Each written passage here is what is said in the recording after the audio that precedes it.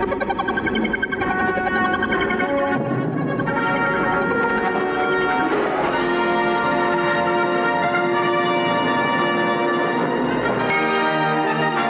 there, fellow Voyagers. My name is Aaron Moss. With me is my wife, Michelle Moss. And this is VoyagersCast, a Headcast Network 20-episode maxi-series podcast where we look at the greatest time travel show of the early 80s, Voyagers. Joining us on this monthly expedition through time will be several of my podcasting friends and fellow Voyagers. Each month we look at an episode of Voyagers and give you our thoughts. Let's take a look and see where we're landing this time.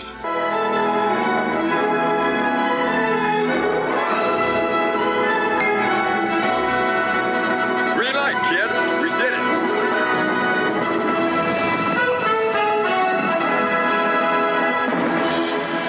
And welcome to VoyagersCast, episode 18. I am one of your hosts, Aaron Brotherhead Moss. And as usual, joining me is my beautiful wife, Michelle. Hello. And today we're here to talk about, well, episode 18 of Voyagers.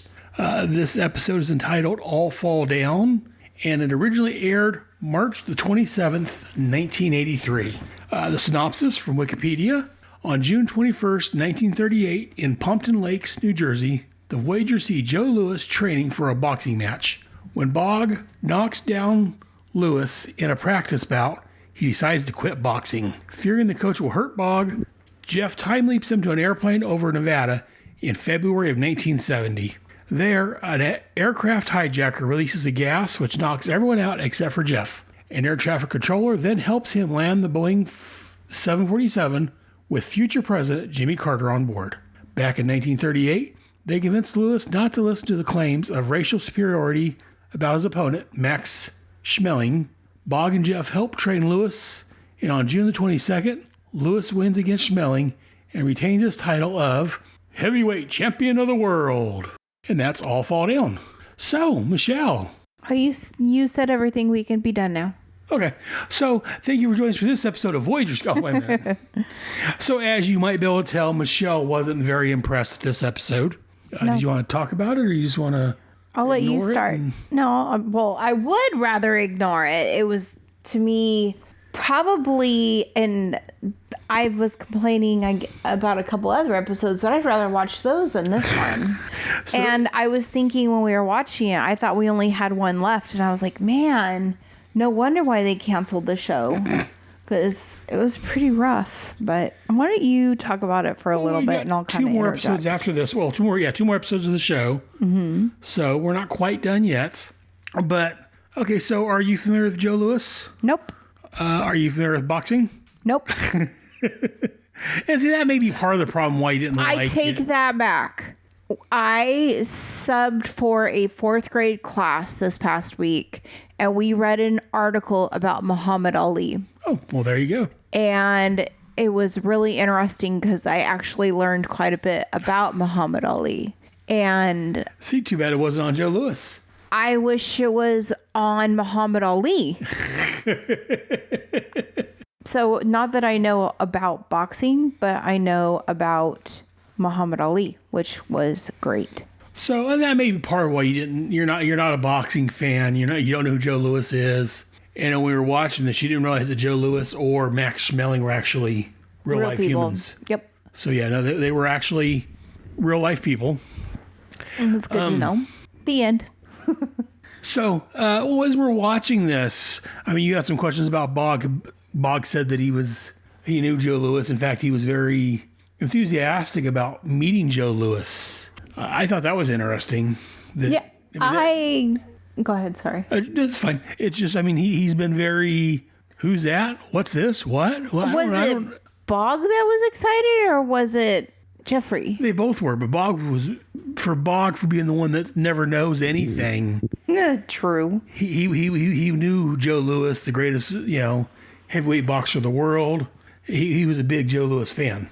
Well, it's because he said he was in a boxing club at school. Right. Or, he didn't say at school. I claimed it to be at school because... Yeah, he said he was in a boxing club, and you asked, pirates have boxing clubs? Yeah, except for the clothing, they really don't play the pirate card in this whole show, they really don't play the pirate Yeah, no, and card. that's one thing that, while I'm enjoying it, and I enjoyed it the first time, that's one thing it's lacking. Like we talked about a year ago, whenever it was when we talked about the pirate episode, Old Hickory and the Pirate, back in episode 8. Man, that Which was feels like forever or ago. 10 episodes ago. And with our delays, it's been about a year ago Jeez. or more. They had a pirate episode, and they had a great chance to Build do on it? something more with Bog that they kind of neglected. Yep. It was a history show without history of the characters. But yeah, no, that's one failing of the show. I don't want to say anything really bad about the show because I enjoyed it, and I still enjoy it. Well, But- I enjoy it too, but I'll shit on it all I want. But yeah, I mean, besides not explaining how time is fractured or why they're having to fix things, yeah, they for being, like you said, for being a pirate, he doesn't really talk or sound or act like a pirate. Jeffrey acts more like a kid every episode. But I'm just a kid. But I'm just a kid. Oh my God, I'm just a kid. Then Bog does being a pirate. Though in the show's defense, Bog's defense, I don't know how long ago he was a pirate. He was a pirate originally, then he got picked up to become a Voyager. So he went to the Voyager school. So that may have beaten some of the pirate out of him, if you will, maybe. You can take the pirate out of a boat, but you can't take the boat out of the pirate. I'm not quite Come sure out if right. that's- But you know I'm where not I quite was. sure if that went where you were going with it. And but- my brain took a nosedive. Halfway through, I knew my boat was sinking. My ship was sinking. Your pirate sinking. My ship was sinking. But no, I did like, the fact that they came and met Joe Louis and the Bog actually knew who he was for once. Instead of Jeffrey having to explain everything, Bog actually knew of Joe Louis. So I thought that was a refreshing change of pace for Bog. I guess. And like how, they see that Joe Louis is kind of depressed, kind of ready to throw in the towel. And they're like, well, what if Bog gets in there and does some, sparring with them and loses and builds his confidence up. And he gets that lucky punch in, which knocks Joe Louis down. And Joe Louis is like, oh, you know what? I'm out of here. I'm done. I think we have to point out that it's very interesting, this episode, though, because this episode, especially this episode, would not be aired nowadays. Because even though it felt very walking a fine line as far as all the racial stuff to me, like, oh, well, how would you be fine, but you wouldn't want a white guy to beat you. I don't know. It just, I don't know. I was uneasy with that. That's the way it was at the times, though. I know, but I don't know. I don't think that that's how it could be written nowadays. I don't know. I don't know. I like to have a little more faith in mankind then, I guess. You? Sometimes. Mr. Facebook. Yeah. Sometimes. Most times? I think that it could be done. Okay. Hopefully better. Again, I didn't dislike it like you did, but I think it could have been done a little better. Way better. And then when I first thought, when they came walking up, I had to look to see how many white guys were in the camp, because I'm like, yeah, 2 white guys walking up to a black boxing camp back in, when was this, 1938? I don't know how well that would have went over, but it looked like there was another white guy and a Hispanic guy in the crew, so it wasn't quite that bad. So that was one of my first thoughts, was 1938, a couple white strangers walking up to a black boxing camp. Someone's going to get punched out. That was the whole point of the camp. But Bada boom. But yeah, then, so after he knocks down Joe Louis, a couple of the guys that works with Joe Louis was basically going to beat the crap out of Bog. And so Jeff time jumps them, and they land in an airplane. Oh my goodness. The worthless episode known to man. I enjoyed it. I think I would have enjoyed it. I think I enjoyed it more as a 12, 13-year-old kid, but I enjoyed it. Well, yeah, because every 12, 13-year-old kid could put themselves in the shoes of a little kid who gets to land an airplane because their pilot is, I wouldn't say inebriated, but down for the count. But And yeah, this further proves, I guess, that the whistling sound we hear is not them actually falling, but I'm sure it's a portal that's opening up or something, because they didn't fall that far in the airplane, but we still had that. I think it's just done for show. I don't. Well, it is, but I don't even think if you were with Jeffrey and Bog, I don't think you would have heard the whistling. I think the whistling is just to show the audience that they're falling. Probably, because again, last episode when they landed in the courtroom, which was the TV set, no one seemed to hear it. Right. And no one seemed to hear a weird noise in the plane. So yeah, possibly. I never really thought about it that way. I just assumed it was there. And no, I think it's just for the audience to go, hey, stupid, they're falling. Just kind of a shortcut. If you don't know. A shortcut showing that they're jumping in. Yep. But Kind of like Wayne's World when it goes. But they actually did it. Yeah.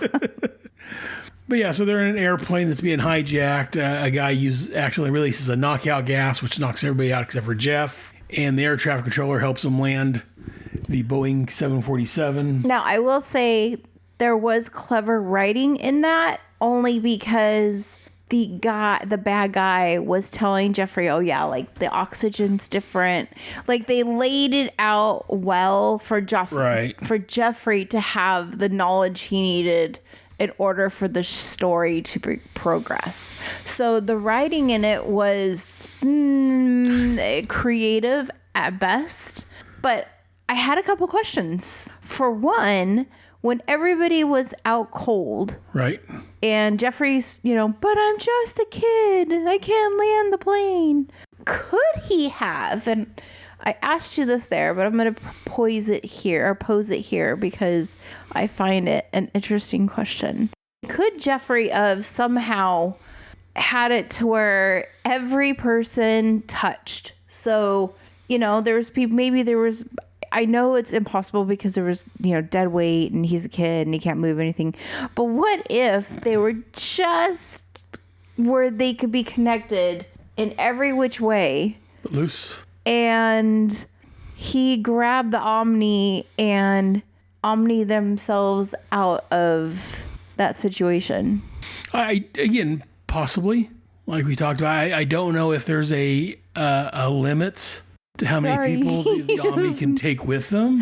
You've maxed out your weight limit. Yeah, I don't know if there is a limit to how many people they can take through time. Through the Phantom Zone, or it'd be an interesting experiment, I guess. Then we could do, because it was during the 80s, the Pepsi, I think it was Pepsi, that if I could get the world to sing. I'd like to buy the world a home and furnish it with love. Grow apple trees and honeybees and snow white turtle doves. I'd like to teach the world to sing with me. Perfect harmony. I'd like to buy the world a Coke and keep it company. That was Coke. And they're all holding hands. Can you imagine at the end, like Boggs with the Omni, and they all zoop across the United States? That would be funny. And then my other question with that the Omni and them leaping through time, I guess, or omniing through time, couldn't he have just kind of done like what Barry Allen does, which is, Omni himself and touch somebody and take him somewhere else and come back and Omni himself, because it's a matter of, a blink of an eye. So I feel like, and then they even asked him when he was flying the plane, are you still awake? Or I don't know. I just thought. Well, that whole "are you still awake" was just kind of like a humorous moment to try to calm his nerves. Calm his nerves, and so he didn't get too wound up. Yeah. Nervous. Yeah, I don't think it was actually intended to be. I don't know. I thought maybe they were just kind of waiting for them to get to the destination. There was something for him to do, so he's just kind of chill. But yeah, I don't know if he could have taken that many. I mean, again, it's fiction, so I mean, if the writers wanted to, they could have, and that could have made for an interesting resolution to the story. But Jeffrey didn't think of it, so it didn't happen. 'Cause I'm smarter than Jeffrey. Yes, Not you are really. smarter than a 12-year-old. No. Are you proud of yourself? No. I'm smarter than the writers. Well, again, they were writing a 12-year-old that was, in a dangerous situation. I don't know if many 12-year-olds would think of that. We're writers. And I don't know if or maybe the Omni wouldn't hold that many people. We don't know. And I wonder how the Omni keeps a charge. Or is it like battery operated, or do you have to plug it into a USB port and charge it? Yeah, I don't think you have to. I think it automatically charges itself, or it's magic, or it doesn't need to be charged. It's either that, or like I said, self-charging, or maybe it gets charged when it goes through time. It's time powered, Yeah. and when they're leaping through time, that's charging it. But those are all my questions, and that's all I have to say about the show. It's going to be a 5-minute show. But yeah, no, I enjoyed the hijacking of the plane. You enjoyed the hijacking of the yes. plane. That sounds ominous. Well, I plan on doing that one of these days. I mean, and again, the Wikipedia mentions Jimmy Carter. We do see Jimmy Carter, but they don't mention his name. When they finally get the plane landed, they're, Boggs talking, well, maybe, everyone's important, there's all these passengers on here, or maybe there's someone we didn't realize is on the plane. And by that time, Jimmy Carter comes walking off the plane, and Jeffrey's like, what? Never mind. He's like, what? Who's that? So, yeah, he knows who Joe Louis is, but he doesn't know who Jimmy Carter is, the peanut farmer. But, I did like that subtle reference to Jimmy Carter. It was all right. And again, this is one of those episodes where you kind of, in quotes, complained last episode about it, that the two don't really tie into one another. Again, they don't. The boxing and the plane don't tie into each other. The Jimmy Carter in this, I think, kind of harkens back to their brief little 2-minute leaps, like Benjamin Franklin flying the kite, just to throw him in there. Because again, this main section was mainly just about the hijacking of the plane and Jeffrey landing it. You know what's funny is when we were watching it, there's a guy who was in the cabin and he had glasses on and he looked really nerdy. Right. And I thought, wouldn't that be funny if that was Bill Gates? But Bill Gates would have been like, a young kid in college at that point, or a dropout in college, out of college. But something around that time frame. I don't know. I'm curious of looking it up. Bill Gates was born in 1955. So 55, 65, 75. Yeah, he would have been 15, if my math's right. So yeah, it couldn't have been him. But it was just one of those things where the guy kind of looked kind of Bill Gatesy. Right. To me. And so I was like, wouldn't that be funny if like the reason why they're saving this is because Bill Gates is on that flight? Nope, it was a president. After the end, I was like, oh, nope, it's a president. Too funny. Well, not quite a president yet, but soon to be president. Good enough. But yeah, see, you seem to be bored during the whole hijacking sequence. Yeah. On the other hand, like I liked it. I thought it was an interesting. Again, we've seen it done hundreds of times before. The crew gets knocked out, and the person that doesn't know what the hell they're doing has to land the plane. I mean, they didn't. Well, he knows what he's doing, but they kind of did that in Airplane and a bunch of other shows and movies and things that have done the similar concept. But again, their defense, this was back in 1982 or 83, so it wasn't quite as done as it is now. But they land the plane, and then they go back to 1938, and they talk Joe Louis into, and this is where you were talking about earlier about the claims of racial superiority, where you're not sure if this would fly today or not. Right. And I do like that Jeffrey's like, mentioned something about they need to do a Rocky, and they're, Rocky? Who's that? What's a Rock? What are you talking about? A Rocky Balboa.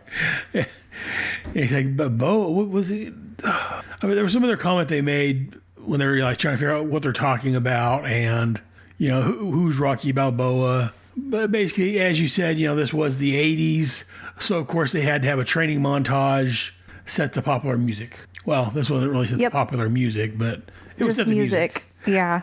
It was set to music. Yep. It was an 80s montage for sure. But, and I'm sure it wasn't set to popular music because they probably didn't have the budget. This one did seem pretty low budget. Well, I said they've only got a couple episodes left. They're nearing the end of the run. So yeah, they're probably running lower on funds, I would I would, if I, I would imagine. So no real thoughts on the whole training montage, the Rocky? Of course, now they're putting Bog, well, not now they're putting Bog with the no shirt, but it was just, I don't know. I was done with the episode before it even started, it seemed like. Yeah, you weren't too impressed with this one. Like I said, I enjoyed it. It wasn't my favorite episode, but I enjoyed it. Of course, I didn't... Yes, several episodes had problems, but I don't know if I really disliked any of the episodes. But that's just me. Congratulations. So I was looking up online, and I'd mentioned to you earlier that apparently Joe Louis and Max Schmeling actually became friends. And apparently it seems Max Schmeling paid for part of Joe Louis's funeral expenses, which I thought was pretty interesting. Again, nothing really to do with the episode other than the two people are in it, but I do like the fact that they were able to become friends after this, and they were close enough that, Schmeling chipped in to help bury Louis when he died. I thought that was thought that was touching. It's a very kind gesture for sure. But again, I enjoyed it. There wasn't a whole lot to say about it. It was a good episode. It just wasn't fantastic. Okay. So it seems like you want to be done with this. So this is going to be a short episode this time, guys. I'm sorry. I don't know what else to say. Michelle's not happy with this one. She wants this one to fall down the rabbit hole. I'm sorry. I wish I knew what to say. No, that's fine. Like I'm saying, if you don't like it, you don't like it. So, I mean, it is what it is. And I don't think people want to sit there and just listen to me gripe and moan about it. Maybe they do. Do you guys want to hear a bitch and moan about it? No. Let me know. But I guess that's going to do it for this episode of VoyagersCast. Yes. Michelle. Yes. Anything you want to ask? Yeah. So please take your Omni out and let's get the hell out of Dodge and see where we're going. Green light. Oh, you mentioned Dodge. It's funny. Got nothing to do with next episode. Okay. Are you familiar with Dwight Eisenhower? Yes, he's a principal. He's a principal of high school, yes. And are you familiar with Alexander Graham Bell? Yes. Well, then, do you like Alexander Graham Bell? In the whole telephone thing. I'm glad he invented it. Well, apparently, we'll find out next week, so was Eisenhower. Cool. If you want to learn more about the Wright brothers, Eddie Rickenbacker, and the early days of flying, take a voyage to your nearest public library. It's all in books. Thank you for listening. This has been VoyagersCast, a proud member of the Headcast Network family of shows. All copyrights belong to respective owners, and no copyright infringement is intended or implied. We're just a huge fan of time travel shows, and Voyagers in particular. Be sure to join us monthly as we watch where Phineas and Jeffrey land next. And if you enjoy this show, check out the other shows on the Headcast Network. The first week of the month, we have Head Speaks and the Starbright Project. Head Speaks is where I talk about comic books, TVs, movies, books, anything geeky. The Starbright Project is where Michelle and I look at another great time travel series, Quantum Leap, and then we'll talk about it. The second week of the month brings you G.I. Joe, a Real American Headcast, and this show, VoyagersCast. Over on my G.I. Joe show, we look at the G.I. Joe comics and cartoons from the late 80s. The third week of the month, we drop both Task Force X and Retrospect to the 80s. Task Force X is a show that looks at the Suicide Squad and Checkmate books from the late 80s. Retrospect to the 80s, surprisingly enough, is a show where Michelle and I, and possibly some guests, look back at what we think is the greatest decade there was, the 80s. Finally, the fourth week of the month, I release the Starman Manhunter Adventure Hour and Bravo Team. Starman Manhunter is a show where I look at the Will Payton Starman and the Mark Shaw Manhunter books, both from the late 80s. Yes, I have a time period. Bravo Team is my sister show to the G.I. Joe team, or maybe brother show, where we look at anything else G.I. Joe related. We'll be back next month to join our friends Phineas and Jeffrey as they leap into, well, the unknown. Until then, remember, may your landings always be soft and your lights always be green.